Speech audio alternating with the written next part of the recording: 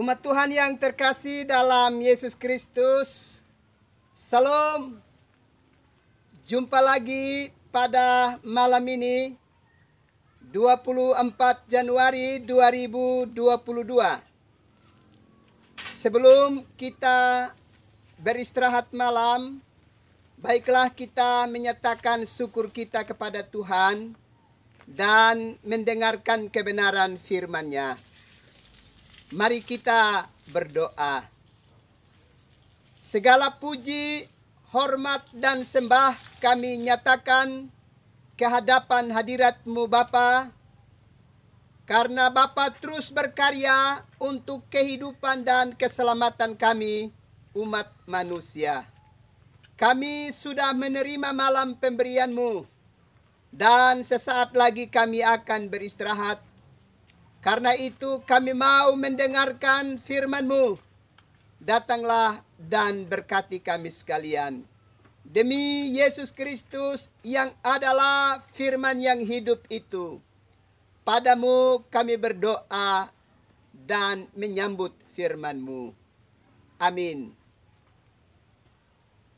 Umat Tuhan yang terkasih dalam Yesus Kristus, saya mengajak kita untuk mendengarkan kebenaran firman Allah yang dapat saya bacakan di dalam kitab Hosea. Hosea pasalnya yang ke-11 ayatnya yang ke-9. Beginilah bunyi firman Allah. Kasih Tuhan mengalahkan kedegilan hati orang Israel. Aku tidak akan melaksanakan murkaku yang bernyala-nyala itu. Tidak akan membinasakan Efraim kembali. Sebab aku ini Allah dan bukan manusia, yang kudus di tengah-tengahmu, dan aku tidak datang untuk menghanguskan. Umat Tuhan yang terkasih di dalam Yesus Kristus, seringkali kita berpikir bahwa kita masih mengalami kebebasan di dalam kehidupan ini, sekalipun berkali-kali kita telah melakukan kejahatan dan dosa di dalam hidup kita. Karena memang terbukti kita masih kuat, kita masih sehat, menjalani hari-hari hidup kita di dalam dunia ini. Memang Raja Daud pernah menyatakan perasaannya kepada Tuhan, sebab dia berusaha untuk menunjukkan kesetiaannya kepada Tuhan. Tetapi orang-orang yang selalu melakukan kejahatan di dalam hidup mereka ternyata nampak ada dalam keadaan yang sehat dan berkelimpahan. Sementara ia sendiri yang menunjukkan kesetiaannya kepada Tuhan itu bergumul dengan banyak derita di dalam hidupnya. Bapak, Ibu, saudara-saudara yang terkasih di dalam Yesus Kristus,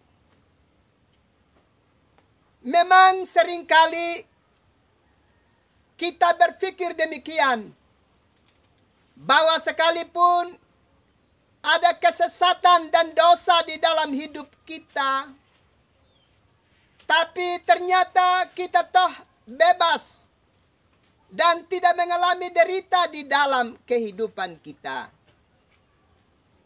Dan hal itu kemudian membuat kita terus dengan sukacita melakukan berbagai-bagai kekejian di dalam hidup ini.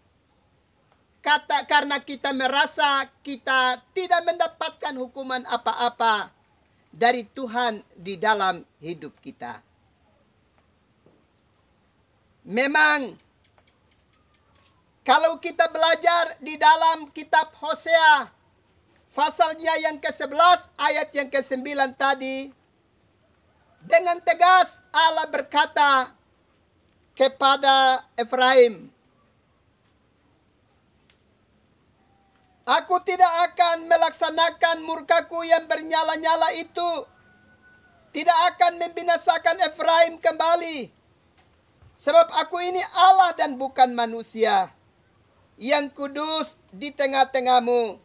Dan aku tidak datang untuk menghanguskan. Memang pada waktu itu ada kelemahan yang dialami oleh umat Israel. Kalau kita belajar di dalam Hosea pasalnya yang ke-11 ayatnya yang kedua, makin Allah memanggil umat itu, makin mereka menjauh dari Allah dan tidak mau taat kepada Tuhan. Tapi di sini kita melihat bahwa Allah menunjukkan kesabarannya. Allah menyatakan bahwa Dia bukan manusia. Dia adalah Sang Kudus yang sedang ada di tengah-tengah kehidupan umat manusia untuk melaksanakan karyanya yang besar demi dan untuk keselamatan umat manusia. Tapi kita harus ingat, ini tidak berarti bahwa Allah tidak akan murka kepada kita di saat kita terus bergumul dengan dosa-dosa kita.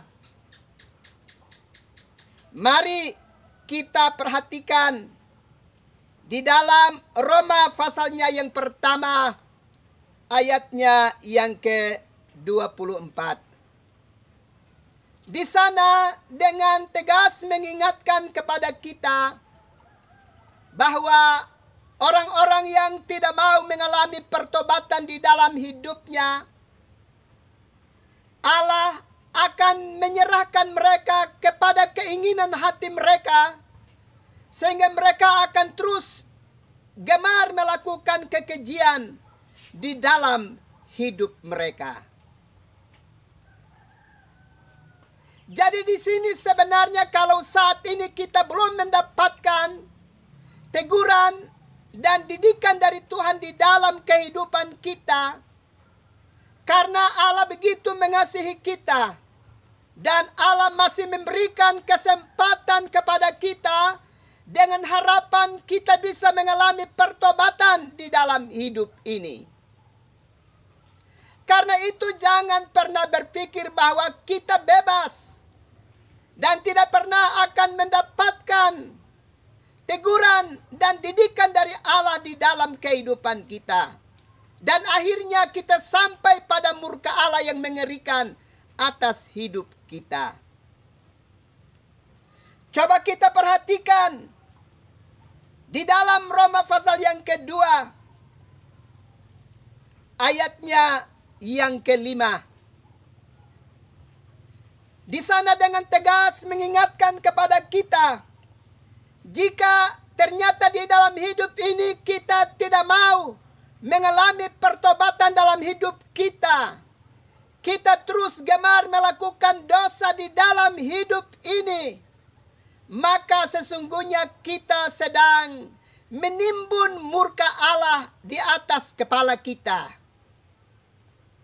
Dan itu berarti kita sedang menunggu waktu di mana murka Allah itu akan menjadi nyata. Dan kita akan mendapatkan bagian yang patut kita terima sesuai dengan perbuatan kita. Karena itu jangan cepat-cepat berpikir bahwa kita sedang bebas. Kita tidak mendapatkan hukuman dan teguran dari Allah dalam hidup ini. Tidak, saudara. Allah sedang memberi kesempatan kepada kita supaya kita bisa berbalik dan mengalami pertobatan di dalam hidup ini. Karena itu sekali lagi perhatikan baik-baik di dalam Roma pasal 2 ayatnya yang ke-5. Tetapi jika kita tidak mau bertobat, kita sedang menimbun murka Allah atas diri kita sendiri. Dan kalau kita baca ayat yang ke-6 dan ayat yang ke-7, pada waktunya Allah akan buktikan dan nyatakan kepada kita, yaitu murka Allah kepada mereka yang tidak setia dan tidak mau bertobat, dan kemuliaan serta kehormatan bagi mereka yang setia dan mengalami pertobatan di dalam hidup mereka. Itu berarti kita hanya sedang menunggu waktu. Bagaimana Allah mau bertindak dan memutuskan apa yang harus Dia kerjakan bagi kehidupan kita di dalam hari-hari hidup ini. Karena itu Bapak Ibu saudara-saudara yang terkasih di dalam Yesus Kristus, di dalam kitab Hosea tadi dengan tegas dikatakan bahwa Allah itu bukan manusia. Karena itu Dia akan segera bertindak untuk melakukan satu keputusan untuk kehidupan kita, dengan menghukum kita dan mendatangkan murkanya serta menghanguskan kita sekejap di saat kita melakukan dosa dalam hidup ini. Justru Dia masih berdiam diri dan tinggal bersama-sama dengan kita, dan terus mengamati dan melihat gerak hidup kita. Apakah kita sedang menyadari perilaku hidup kita dan hendak mengalami pertobatan, atau kita terus melakukan kekejian di dalam hidup ini? Karena itu Bapak Ibu saudara-saudara yang terkasih di dalam Yesus Kristus, kalau kita belajar di dalam kitab Yesaya pasal 59 ayatnya yang kedua, maka dengan tegas di sana mengingatkan kepada kita, tetapi yang merupakan pemisah antara kamu dan Allahmu ialah kejahatanmu, dan yang membuat Dia menyembunyikan diri terhadap kamu sehingga Ia tidak mendengar ialah segala dosamu. Itu berarti firman Allah juga mau menegaskan kepada kita, pada saat kita gemar melakukan kekejian di dalam kehidupan dosa, maka sesungguhnya kita sedang berusaha memisahkan diri kita dari Allah, Sang Pemilik hidup kita. Dan juga pada saat kita gemar melakukan dosa dan kekejian di dalam hidup ini, kita sedang membuat dan menyembunyikan diri kita kepada Allah, dan membuat Allah tidak dapat mendengarkan segala pergumulan hidup kita. Karena itu Bapak Ibu saudara-saudaraku yang terkasih dalam Yesus Kristus, supaya kita bisa tetap dekat dengan Allah, dan Allah dapat mendengarkan pergumulan hidup kita, maka kita harus segera meninggalkan dosa-dosa kita. Kita harus segera mengalami pertobatan. Sebab Yesaya 9 ayat yang ke-52 telah menegaskan bahwa dosa merupakan sebuah keadaan yang memisahkan kita dengan Allah kita, dan yang membuat Allah menyembunyikan dirinya terhadap kita dan tidak mau mendengarkan pergumulan dan keluh kesah kita di hadiratnya. Dan itu berarti karena dosa dan kesesatan hidup kita yang membuat kita terpisah dari Allah, dan Allah menyembunyikan dirinya kepada kita menurut kitab Yesaya 59 ayat yang kedua ini, maka itu akan berakibat pada nama kita tidak lagi tertulis di dalam kitab kehidupan. Kitab Wahyu pasal 20 ayat yang ke-15 dengan tegas menegaskan kepada kita bahwa jika nama kita tidak tertulis dalam kitab kehidupan, kita akan dilemparkan ke dalam lautan api dan mengalami kematian kedua. Karena itu Bapak Ibu saudara-saudara yang terkasih dalam Yesus Kristus, Mari segera mengalami pertobatan dalam hidup ini. Kalau selama hari-hari hidup ini telah kita sia-siakan dan kita isi dengan perbuatan-perbuatan yang tidak kudus dan tidak berkenan kepada Allah, segera kita tinggalkan perangai hidup kita yang tidak berkenan itu. Sebab itu telah menjauhkan diri kita dari hadirat Allah. Dan menurut Roma pasal 2 ayat yang kelima, kita sedang menunggu waktu di mana Allah akan menyatakan murkanya kepada kita, di mana kemuliaan dan kehormatan kepada mereka yang mengalami pertobatan dan setia kepada Allah, dan kebinasaan kepada mereka yang tidak mau mengalami pertobatan. Bapak, Ibu, saudara-saudara yang terkasih dalam Yesus Kristus, keputusan sekarang ada pada kita untuk kita mau ambil keputusan. Apakah kita mau segera tinggalkan dosa kita supaya kita adalah pribadi-pribadi yang dekat dengan Allah dan nama kita tertulis dalam kitab kehidupan? Ataukah kita mau tetap tinggal dan melakukan dosa sehingga itu merupakan pemisah antara diri kita dengan Allah, dan Allah menyembunyikan dirinya kepada kita? Dengan demikian nama kita akan terhapus di dalam kitab kehidupan, dan akibatnya kita dilemparkan ke dalam lautan api.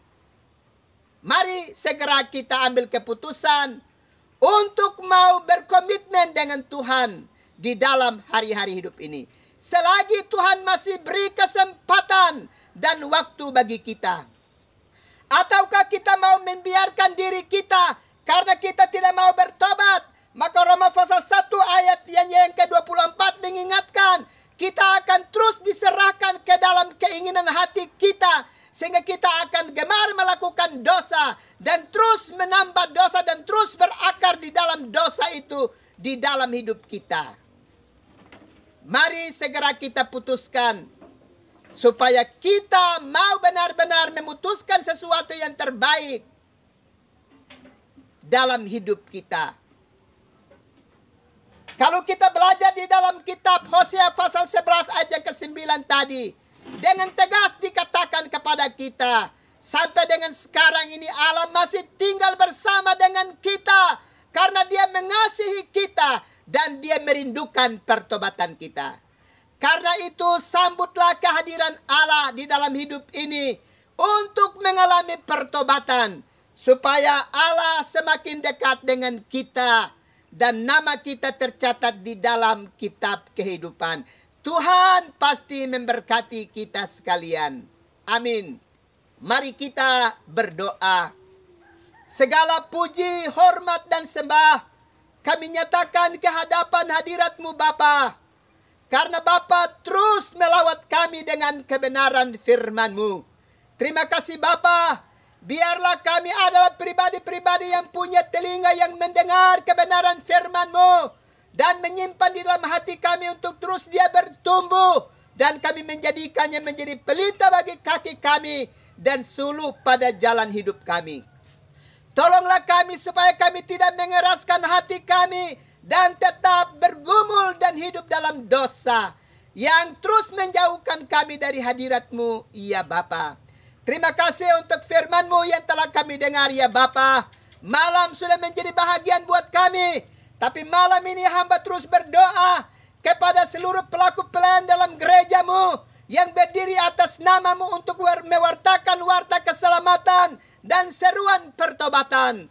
Para pendeta, para penatua diakan pengajar, para pelaku pelayanan, kami hamba minta, para penginjil hamba minta kepadamu, perlengkapi mereka semua dengan kuasa dan hikmat-Mu untuk tugas pewartaan Injil-Mu, supaya para pelaku pelayanan itu dengan setia berdiri dengan kokoh atas nama-Mu dan memiliki keberanian untuk menyerukan pertobatan bagi kehidupan umat manusia, supaya kami tidak terus tinggal di dalam dosa, tapi kami semakin dekat kepadamu, ya Bapa.